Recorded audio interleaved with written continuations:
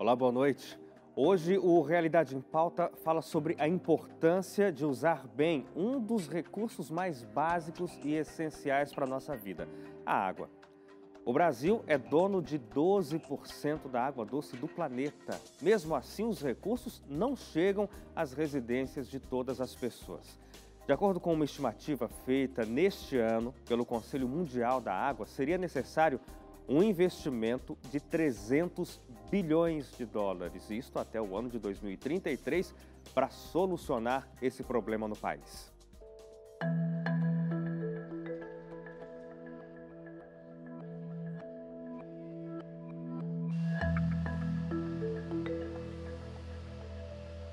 Estamos no Maria Bonita, o salão de beleza do Danilo.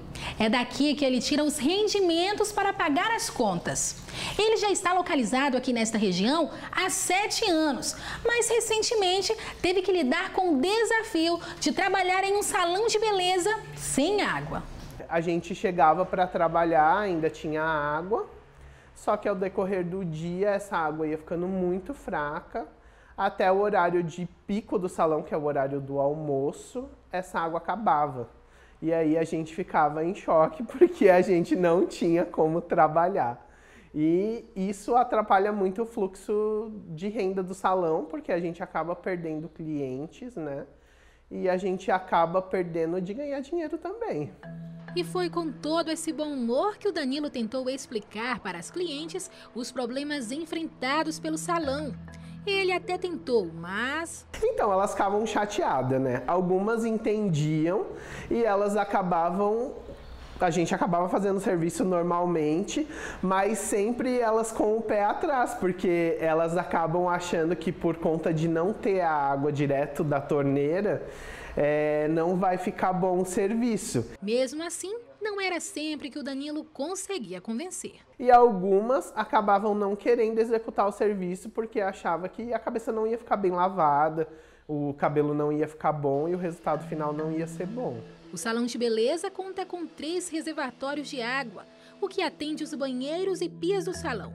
O desafio mesmo era garantir água nos lavatórios de cabelos. Aqui no salão eu tenho algumas caixas d'água, que isso acaba até suprindo quando a gente tem essa falta maior. Só que o meu problema maior é que para eu ter um fluxo de água bom no lavatório, teria que ser a água da rua. E a gente não tinha água da rua. Então a gente acabava ficando sem água no lavatório. Na casa em si a gente acaba tendo água por conta do reservatório das caixas. Foi aí que o Danilo descobriu que o problema não acontecia apenas no salão de beleza. Aqui na região, que é uma região de muito comércio, todo mundo ficava sem água. Então assim, não era só eu que sofria com esse problema. A maioria das pessoas que tem comércio aqui, muita gente também não tinha um reservatório grande de água, acabava ficando totalmente sem poder trabalhar. Hoje, o problema do cabeleireiro está resolvido e o salão funciona normalmente. Acontece que, pelos mais variados motivos, nem todas as regiões do Brasil têm o mesmo privilégio. Segundo estudos da Agência Nacional de Águas, em 2003 a 2016, 48 milhões de pessoas foram afetadas por secas ou estiagens no Brasil. Somente em 2016, 18 milhões de habitantes do país foram afetados pela escassez hídrica. Desse total, 84% viviam na região Nordeste. E nem mesmo a capital do país escapou do racionamento de água. Há um ano, Brasília passa pela mais grave crise hídrica de sua história. Enquanto isso, outras 250 cidades brasileiras também enfrentam problemas semelhantes. Segundo uma estimativa feita este ano pelo Conselho Mundial da Água, seria necessário um investimento de 300 bilhões, isto até o ano de 2033, para solucionar o problema, ou ainda 20 bilhões ao ano pelos próximos 15 anos, direcionados em obras de saneamento e de segurança hídrica. O Brasil é o dono de 12% da disponibilidade de água doce do planeta, mas a falta de planejamento e de investimento, a má gestão da água, o crescimento populacional, além das mudanças climáticas, tem feito com que cada vez mais brasileiros sofram com a falta de um componente tão importante para a vida: a água. E aqui dentro do estúdio hoje eu recebo a professora Maria Regina de Aquino Silva. Ela é graduada em Ciências Biológicas, tem mestrado e doutorado em Ecologia e Recursos Naturais pela Universidade Federal de São Carlos.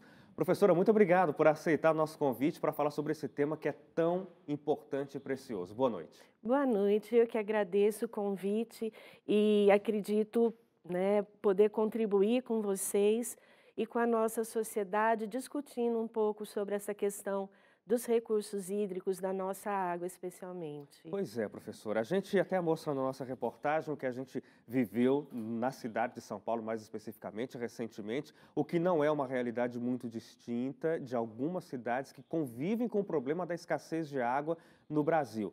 Mas o que faz faltar água num país que tem 12% das reservas de água potável do mundo? Então, a grande questão que a gente reconhece é o crescimento populacional não planejado, a ocupação das cidades, dos espaços, acontecendo de uma forma não planejada. Quando a gente vai para um processo de construção das cidades, de urbanização, a gente interfere diretamente no ciclo da água. Então, a água da chuva que cai, que deveria infiltrar um pouco no solo para abastecer o lençol freático, ela, de uma certa forma, ela vai cair, vai infiltrar muito pouco e vai escoar superficialmente. Então, nas enxurradas, a gente tem muita perda de água que ela retorna direto para a água superficial. Então, a falta de planejamento, impermeabilização do solo, ocupação de áreas, nas áreas rurais, que são as áreas formadoras de água, a ocupação, desmatamento inadequado leva à redução da disponibilidade desse recurso. Agora, essa questão que você tocou, eu não sei qual que pode ser a solução para as grandes cidades, porque é a impermeabilização do solo. Quer dizer, são os asfaltos, são os terrenos que são completamente pavimentados nas casas das pessoas, a água não tem como chegar à terra. Como é que se resolve isso? Então, na realidade, quando a gente chega nas cidades, o problema já aconteceu antes, lá nas cabeceiras. Ah, é? É na região formadora de água. E no município... Então, a cidade não é a grande vilã? A cidade, ela é a grande vilã quando, por exemplo, ela faz o uso inadequado da água. Quando ela faz, por exemplo, a disposição inadequada do resíduo, do lixo que ela produz. A água, há muito tempo, ela é reconhecida pela sua capacidade de limpeza e de diluir a sujeira, o resíduo. Sim. Quando a gente tem uma ocupação inadequada, por exemplo, de áreas de mata ciliar, quando a gente tem o problema de favelização e nós não damos cobertura, por exemplo, com coleta seletiva ou coleta de lixo, Nós, a gestão pública, não faz isso, não regulariza essas pessoas morando em áreas indevidas, o que elas fazem com o seu resíduo gerado? Elas jogam na rua, a água da chuva vem e lava aquilo, então, de uma certa forma, resolve o problema do morador, que não tem a coleta, mas esse resíduo vai acabar chegando no recurso hídrico, assoreando, que vai diminuir o volume, a profundidade desse rio, e também vai se contaminar pelos produtos que estão ali despejados. Quer dizer, é preciso que haja uma integração entre o planejamento urbano, mas também o rural, como você falou, que ali tem uma origem também de problema. Sim. Só que assim, a gente está num momento em que não se planejou. Quer dizer, crescemos, estamos aí com as cidades tomadas de toda parte. A partir de agora, tem jeito? Agora nós estamos correndo atrás do prejuízo, não é isso? Tem jeito sim. Existem alguns programas, em especial no estado de São Paulo, que é o Pagamentos por Serviços Ambientais. É um programa que, de uma certa forma, orienta o produtor rural sobre a importância da formação de água, a importância das nascentes, da mina da água. Sim.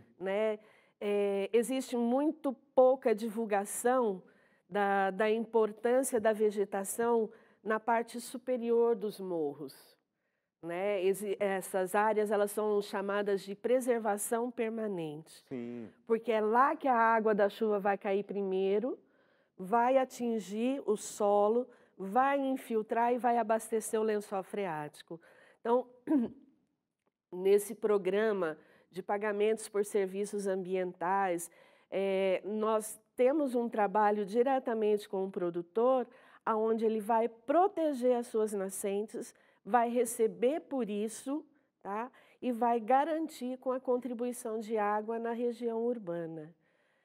Uma questão mais assim, que eu acredito que a gente não evidenciou na crise hídrica, né, da questão da região de Cantareira, foi exatamente os outros reservatórios que São Paulo tem para seu abastecimento e que não tem qualidade de água satisfatória. Então, foi preciso uma medida estadual para fazer a interligação das águas da Bacia do Paraíba do Sul para as águas do sistema Cantareira, né? E a gente sabe que existem esses outros reservatórios cuja qualidade da água vem cada dia mais sendo comprometida. Por conta desses processos que você já falou. Por conta desses processos, por conta, inclusive, de uma cultura, né, que nós temos de achar que o que já degradou não tem recuperação, né? É um recurso natural, existem tecnologias, ecotecnologias, que podem reestabelecer a função do ecossistema, né? E, de uma certa forma, trazer de novo a disponibilidade dessa distribuição de água. As empresas de saneamento, elas também são muito responsáveis por isso, né? A parte delas na gestão, em conjunto com os municípios, né, é de grande responsabilidade. A crise hídrica que afligiu São Paulo, especialmente em 2014, chamou a atenção do país inteiro. Mesmo uma das capitais mais ricas do Brasil, mesmo ali, o transtorno da falta de água ficou evidente. A crise passou, mas ainda assim a escassez de água reflete ainda e aflige outras regiões, especialmente o Nordeste do Brasil. O último Fórum Mundial da Água mostrou que 917 cidades do país sofrem com a crise hídrica. Quem vê tanta água assim, não imagina que os paulistanos enfrentaram uma crise hídrica jamais vista em 2014.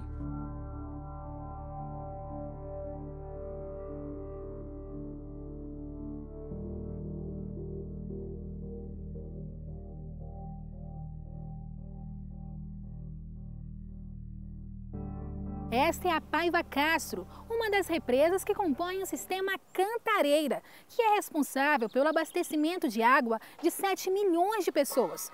Um montante que já foi bem maior antes da crise hídrica de 2014, quando o mesmo sistema abastecia mais de 9 milhões de pessoas. Essa crise hídrica de 2013 até 2015 foi motivada pela falta de chuva.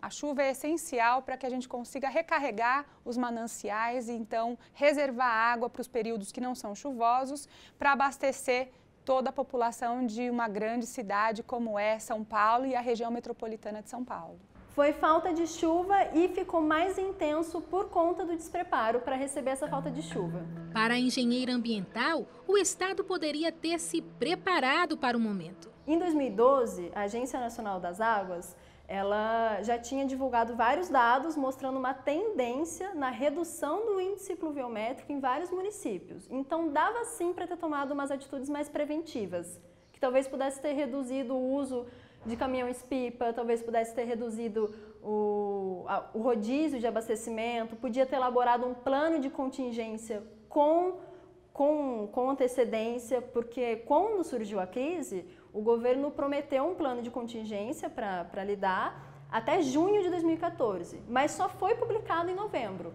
Com o sobrecarregamento do sistema Cantareira, a Sabesp, que detém a concessão dos serviços públicos de saneamento básico no estado de São Paulo, elaborou estratégias de gestão dos mananciais. A Sabesp, nesse contexto, implantou 2 grandes empreendimentos. Um que trouxe água nova para a matriz de água que era usada para a região metropolitana, que foi o novo sistema São Lourenço. E a Sabesp também implantou um empreendimento de transposição de água do Vale do Paraíba para o sistema Cantareira, que é a chamada interligação Jaguari-Atibainha. Com isso, a Sabesp ampliou a oferta de água e hoje a gente pode dizer que estamos muito mais resilientes e com um sistema muito mais robusto para fazer frente a eventuais alterações climáticas que possam acontecer. E com tantas casas para abastecer, os profissionais da água ficam atentos a eventuais mudanças climáticas. Então, nessa tela, vocês podem observar, esse é o nosso monitoramento online. A cada 10 minutos, diversas estações pluviométricas e fluviométricas nos mandam sinais das vazões, dos volumes de água que estão passando nos corpos de água, nos rios e também que estão chegando nas represas. Segundo o então ministro da Integração Nacional, Helder Barbalho, o Brasil tem 917 municípios em situação de crise hídrica. Desse total, 211 estão na Bahia, 196 na Paraíba, 153 no Rio Grande do Norte, 123 em Pernambuco, 94 no Ceará, 40 em Minas Gerais, 38 em Alagoas, 18 no Rio de Janeiro, 17 no Rio Grande do Sul, além de registros em outros estados. Os dados foram divulgados pelo ministro no 8º Fórum Mundial da Água. A luta pela manutenção dos recursos hídricos é um dever de todos. Como a própria política dos recursos hídricos ela coloca, a gestão dos recursos hídricos ela depende da colaboração do poder público, dos usuários e da comunidade. Então tem que ser uma coisa completa, porque está todo mundo usando essa água, então todo mundo é responsável, mas a atividade do poder público é indispensável. É importantíssima a participação contínua da população. Desde a última crise para agora, a Sabesp identificou que a população participou e economizou 15% do volume de água que antes era consumido. Então, as pessoas estão mais conscientes, as pessoas estão transformando as rotinas e incorporando ao dia a dia hábitos muito mais conscientes e racionais para um recurso que é finito e é escasso. E eu volto aqui ao estúdio para conversar com Maria Regina de Aquino Silva, doutora em Ecologia em Recursos Naturais. Professora, a gente falava no bloco anterior sobre a importância, a participação das empresas de saneamento básico. Hoje no Brasil, quase que todos os municípios têm uma empresa para gerir o saneamento básico. Não é só para cuidar do esgoto, mas é para fazer investimentos em infraestrutura para garantir água potável. Exatamente. A questão de saneamento, ela não se refere só à questão do esgotamento sanitário, mas também à questão de lidar, né, e disponibilizar água de melhor qualidade possível, a questão da potabilidade da água. Claro. Né? Você falava também no bloco anterior que existem tecnologias que fazem a recuperação do ecossistema. No caso da água, isso é muito interessante, porque a gente vê o tratamento que é feito para a água, uma água que inicialmente não serviria para nada e passa a ser potável. Quer dizer, é possível trabalhar de maneira eficiente, mesmo com uma água que inicialmente não é boa? Sim, é possível, não é a situação ideal, né? Como a gente tem uma grande reserva de água, o ideal seria que a gente tratasse essa água com o melhor cuidado possível, porque, assim, a água ela é classificada segundo o seu índice de potabilidade, vou falar assim. Então, a classe 1, né, é a classe de melhor qualidade, o tratamento exigido é o mínimo possível. Onde está essa água? Essa água está nas nascentes, mas depende da ocupação. De como é que está a ocupação de ali como no está a entorno. ocupação. Sim. Se eu tenho uma nascente, mas ao redor dela eu tenho uma área que eu uso fertilizante e agrotóxico, eu tenho gado pastando, então eu tenho uma ocupação inadequada, essa água ela já sai contaminada da nascente. Por isso a importância do programa que paga para o produtor. Quer dizer, paga, ele na verdade recebe um benefício por ele não estar ocupando essa área. Exatamente, preservando a qualidade. Aqui no estado de São Paulo, se você acessar o site da Secretaria do Meio Ambiente do Estado, existe uma série de publicações, tá?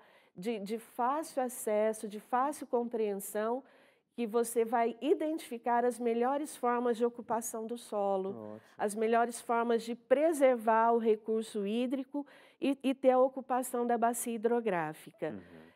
São documentos baseados em ações, em políticas públicas, mas eu acredito que a gente ainda está um pouco distante de chegar numa situação ideal. Por quê? Existe toda a relação com a questão de tratamento de água, tratamento de esgoto, e não podemos deixar de falar da disposição de resíduos. Sim. Né? A gente tem tido a oportunidade de estudar alguns elementos presentes na água como medicamentos. Sim. E esses medicamentos, como por exemplo hormônios, como anti-inflamatórios, eles não são removidos no tratamento convencional de água. Então eu vou ter que ter uma tecnologia mais pesada, de maior custo, para poder isentar a água desses elementos. Então, se eu tenho uma disposição errada do meu lixo, eu estou contribuindo para a degradação da qualidade da água também. O problema é enorme. A gente, às vezes, não para pensar no potencial de problemas que a gente causa com esse tipo de descarte irregular, que é uma função do poder público, mas é também uma responsabilidade pessoal do cidadão. Sim, é uma responsabilidade nossa. Nós estamos chegando em 10 anos que foi estabelecida a Política Nacional de Resíduos Sólidos, e se a gente for identificar como cada município trata, por exemplo, a disposição de medicamentos, nós vamos nos surpreender com a resposta. Né? Hoje existe uma legislação que estabelece que isso deve ser, o medicamento ele deve retornar para as farmácias e as farmácias devem retornar ao produtor. Sim. Me diga se você acredita que isso acontece. É raríssimo isso acontecer. Então, e as falhas estão no processo completo, porque para esse medicamento voltar para a farmácia, o cidadão tem que levar isso para ser descartado no lugar correto. E existem algumas pesquisas que identificaram que é preciso que o medicamento esteja na caixa e tenha também a sua bula. A bula. Tem algumas questões que normalmente não deveria ser assim, mas é isso que acontece. Sim. Né?